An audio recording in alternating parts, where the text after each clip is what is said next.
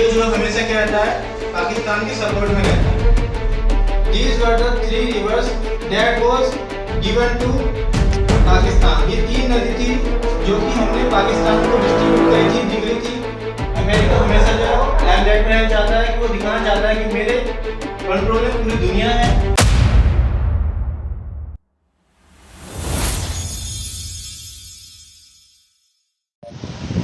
Hello students, today we going to learn the Indian diplomacy. आज हम भारत की कूटनीति समझने जा रहे हैं कि जो भारत है वो किन किन खतरों से उसको आगाह रहने की जरूरत है, विजिलेंट रहने की जरूरत है इन द फ्यूचर, भविष्य में, ताकि वो उन चीज़ों से सचेत रहे, ठीक है, और अपनी कूटनीति में उस चीज़ को शामिल करे। जैसे कि इन रिसेंट भी है with the operation Sindoor against Pakistan to fight terrorism, ठीक है। अभी हमने क्या करा था, ऑपरेशन सिंदूर जो शुरू किया था पाकिस्तान के अगेंस्ट में आतंकवादियों के खिलाफ, जो कि हमारे अभी जो कुछ भारतीय वो थे, निवासी थे, वो क्या हुए थे, कश्मीर पहलगाम में 26 लोगों की जो है मृत्यु हो गई थी, उनको मार दिया गया था। तो आज इसी को समझने के लिए कि उसी पर्सपेक्टिव में कुछ हमने देखा कि हमारे कुछ क्या है, कंट्री जो है वो हमारे फेवर में थी, वही कुछ हमारे जो थी वो क्या थी, अनफेवर में थी, ठीक है, हमारे विरोध में थी। तो उस चीज़ को समझेंगे और जो है भारत के परिप्रेक्ष्य को, भारत की कूटनीति को समझने का प्रयास करेंगे। नाउ सी, जैसे कि हम देखते हैं कि भारत जो है वो पाकिस्तान इधर आ रहा है और यहाँ पर बलूचिस्तान आता है और यहाँ पर अफगानिस्तान आता है, ठीक है। यहाँ पर इधर चाइना हो गया, इधर की साइड चाइना हो गया, और इधर क्या हो जाता है, तुम्हारा बांग्लादेश हो जाता है। इन चीज़ों से जो है, और यहाँ पर श्रीलंका हो जाता है। तो ये जो कुछ इम्पोर्टेंट स्टेट्स हैं, कंट्री हैं, जिनसे जो भारत घिरा हुआ है, इसको समझना हमारे लिए काफ़ी महत्वपूर्ण हो जाता है यदि हम इंडियन डिप्लोमेसी की बात करते हैं। तो सबसे पहले जो पाकिस्तान है, जब ऑपरेशन सिंदूर हुआ तो पाकिस्तान को हमें देखा ये क्या था, काफ़ी अगेंस्ट था, हमारे अगेंस्ट था, और इसने जो है काफ़ी हमले किए, हमारे पाकिस्तानी के जवान जो है मार दिए। इसी के विरोध में हमने उनके अगेंस्ट में कार्रवाई करी और हमने भी जवाबी कार्रवाई करके जो कि टेररिस्ट थे, मिलिटेंट्स थे, उनको मार गिराया। हमने इनको क्या दिया, एक अच्छा जवाब दिया। और इसी के चलते यहाँ पर क्या हुआ, अमेरिका जो था वो यहाँ पर आया। यहाँ पर क्या हुआ, अमेरिका आया और इसने जो है मेडिएटर के रूप में, मध्यस्थता के रूप में काम करना चाहा, जो कि इसमें कोई जरूरत भी नहीं थी, क्योंकि ये हमारा पर्सनल मामला था इंडिया और पाकिस्तान का, जिसको हम खुद ही हैंडल कर सकते हैं। लेकिन उसको लाइमलाइट चाहिए थी। अमेरिका हमेशा जो है वो लाइमलाइट में रहना चाहता है, कि वो दिखाना चाहता है कि मेरे कंट्रोल में पूरी दुनिया है। इसी को देखने के लिए, इसी को यहाँ पर उसने जो है सऊदी अरब की यात्रा करी, ट्रेवल में था, और उसने क्या करा, इसको मैंडेट के रूप में दिखाया कि मैंने मध्यस्थता कराई और युद्ध विराम कराया। तो यहाँ पर क्या हुआ, इसने, ये तो हमारा जो है पाकिस्तान तो काफी लंबे समय से जो है हमारे अगेंस्ट रहा है, कुछ ना कुछ गतिविधियां हमारे अगेंस्ट करता ही रहा है, आतंकवादी हमले, जो भी कुछ होना होता है वो करता ही रहा है। इसके अगेंस्ट में हमने क्या करा, यहाँ पर जो इंडस वाटर ट्रीटी थी, सिंधु घाटी जो इंडस वाटर ट्रीटी जो थी, सिंधु नदी जल संधि जो थी, उसमें क्या था, ये जो जल संधि थी वो कब हुई थी, ये जल संधि थी वो 19 सितंबर 1960 को हुई थी। 19 सितंबर 1960 को हुई थी। इसमें क्या हुआ था, Indus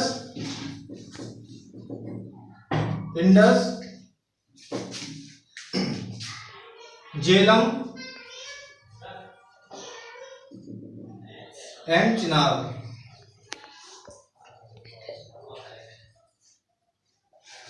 These were the three rivers that was given to Pakistan. ये तीन नदी थी जो कि हमने पाकिस्तान को डिस्ट्रीब्यूट करी थी, दी गई थी, और वहीं ये पाकिस्तान को दी गई थी इंडस वाटर ट्रीटी के सिग्नेचर पर। वहीं इंडिया को जो मिली थी वो भी 3 नदी मिली थी। वो कौन कौन सी रिवर्स थी उसके बारे में जान लेते हैं। रावी, ब्यास एंड सतलुज, ये 3 नदियों का जो था वो डिस्ट्रीब्यूशन इंडिया का हुआ था 19 सितंबर 1960 के अकॉर्डिंग, ट्रीटी के अकॉर्डिंग, जिसमें क्या था, वर्ल्ड बैंक के द्वारा क्या करा गया था, ब्रोकआउट करा गया था। तो ये जो थी इसका पानी हमने क्या कर दिया था, रोक दिया था। इंडस झेलम चिनाब का जो था इसमें से कुछ नदियों का जो पानी था वो हमने रोक दिया था, क्योंकि हमारे पास इस तरह का कोई भी डैम नहीं बना हुआ है जो क्या कर सके, कंप्लीट रूप से क्या कर सके, इस रिवर के पानी को रोक सके। तो हमने कुछ पानी जो रोक सकते थे, सक्षम हो सकता था, उसको रोकने का प्रयास करा पाकिस्तान को जाने वाली नदियों का। इसके ऑपरेशन सिंदूर के अंग्रेज में जब उसने हमने हमला करा था तो हमने उसको पानी रोक दिया था इन अ डिप्लोमेटिक वे, कूटनीतिक उस पर उसको असर पड़ने के लिए, दबाव बनाने के लिए। वहीं अगर हम आ जाते हैं चाइना की तरफ आ जाते हैं, तो चाइना क्या है, ये जो पार्ट है रिपब्लिक ऑफ चाइना, ये जो हमेशा क्या रहता है, पाकिस्तान के सपोर्ट में रहता है। इसका रीजन ये है कि ये भारत पर इसका सपोर्ट करके दबाव बनाना चाहता है।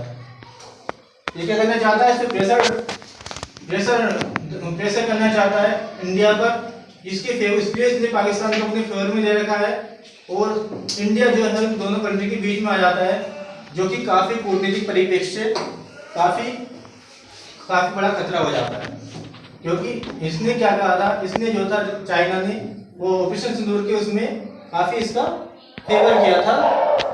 तो इस चीज को भी हमें समझने की जरूरत है, क्योंकि चाइना से हम तो लड़ नहीं सकते, क्योंकि चाइना काफी बड़ी इकोनॉमिक पावर है। इसको लड़ने का सिर्फ एक ही वे है, जैसे कि हम अपनी कहानियों में पढ़ते हैं, अकबर ने कहा था बीरबल से, यदि कोई लाइन, अगर ये लाइन बड़ी है और एक छोटी लाइन है, तो ये लाइन को बिना मिटाए, तो इस लाइन को बिना मिटाए इसको कैसे बड़ा करोगे। तो उसने क्या करा था, इसी के बगल में एक बड़ी लाइन खींच दी थी।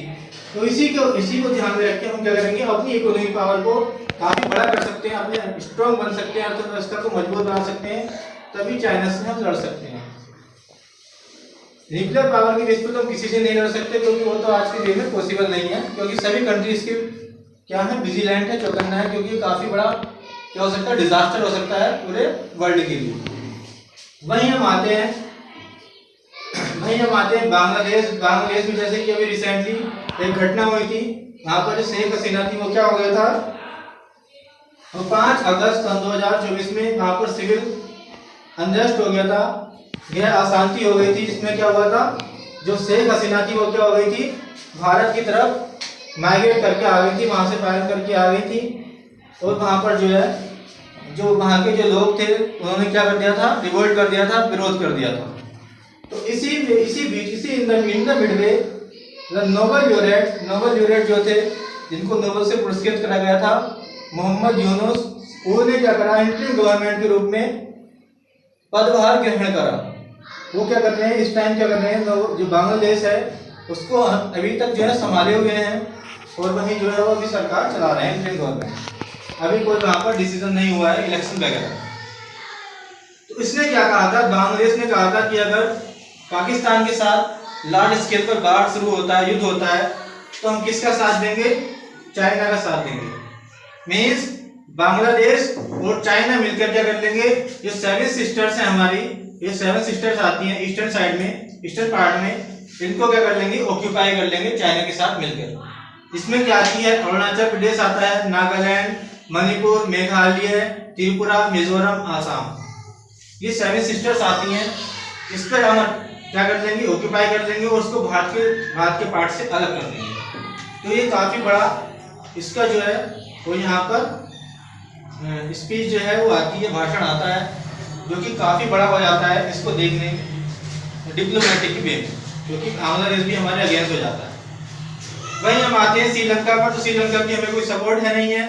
श्रीलंका में क्या हो चुका है, दिवालिया हो चुका है, श्रीलंका के पास कोई पैसा नहीं है, ये तो पहले ही क्या हो चुका है, बैंकरप्ट हो चुका है।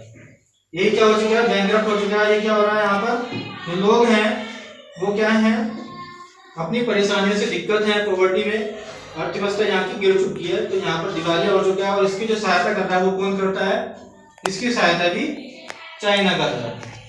इसकी सहायता भी क्या करता है, इसने एक द्वीप था, आइलैंड था, उसको ले लिया था कुछ पैसे दे करके, और वहीं यहाँ पर वो है वो बना बैठा है।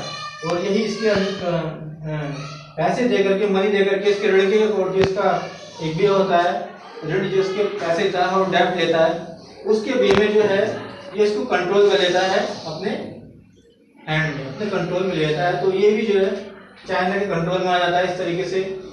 तो अब ये जो भारत है वो इन चारों कंट्रीज में बीच में क्या हो जाता है, घिर जाता है, हमारे पास कोई सपोर्टर नहीं है इससे लड़ने के लिए, तो क्या करा जा सकता है, इस सब से हमें सचेत रहना होगा और हमें क्या करना होगा, अपने जो इंटरनल डिस्प्यूट्स हैं, अंदरूनी विवाद हैं, उसको खत्म करना होगा और इंडिया को स्ट्रॉन्ग करना होगा, मजबूत बनाना होगा।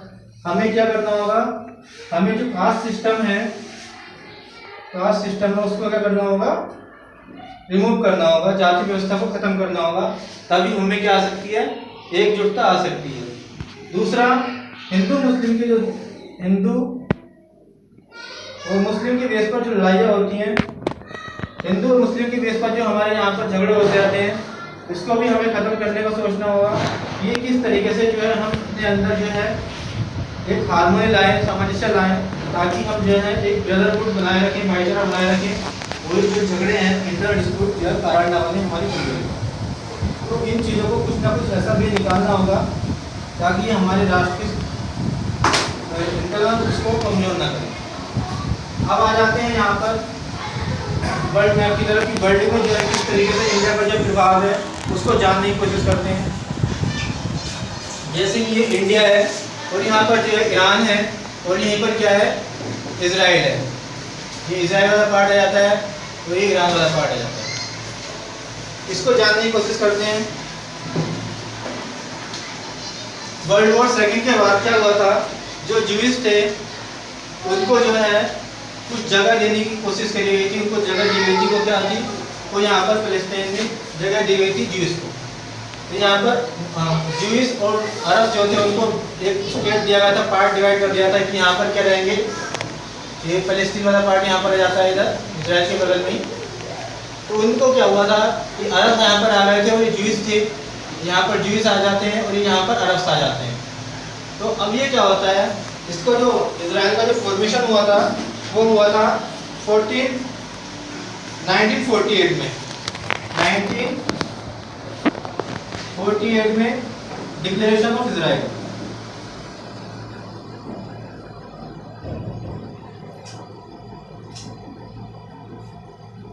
इजराइल का 1948 में एक राष्ट्र का जो है निर्माण हुआ था। ऑन 14 मई 1948 को इजराइल की घोषणा हुई थी, इजराइल का निर्माण कर दिया गया था यूनाइटेड नेशन के द्वारा। अब क्या होता है आगे, जब ये बात इसमें क्या होता है कि ये जो है इसको जब ये मिल जाता है, इजराइल को ये वाला पार्ट मिल जाता है, तो वहाँ पर क्या होता है, जो पैलेस्टीन्स में जो ज्यूज रहते हैं वो इसका विरोध करते हैं, इसके अगेंस्ट में जाते हैं। ठीक है, इसके अगेंस्ट में जाते हैं तो क्या होता है, जब इसमें क्या हो जाता है, इजिप्ट, सीरिया और कुछ जो इधर की जो कंट्रीज होती हैं वो इसके फिलिस्तीन के क्या होती है फेवर में आ जाती हैं और इजराइल अकेला हो जाता है, लेकिन ये काफ़ी स्ट्रॉन्ग होता है। तो इजराइल और पैलेस्टीन के बीच में क्या हो जाता है, युद्ध छिड़ जाता है, लड़ाई हो जाती है। इसमें लगभग 7 लाख फिलिस्तीनियों को जो है 7 लाख फिलिस्तीनी से उनको भागना पड़ता है, अपने राज्य से उनको हटाना पड़ता है, क्योंकि वो जो होता है इजराइल उस युद्ध को जीत जाता है, लड़ाई में जीत जाता है। इजराइल बिकम मेंबर इन 1949 जो है 1949 में यूनाइटेड नेशन का मेंबर बन जाता है। 1949 में क्या हो जाता है, यूएन का मेंबर बन जाता है, यूनाइटेड नेशन का मेंबर बन जाता है। अब आगे चलते हैं, इसको समझने की कोशिश करते हैं।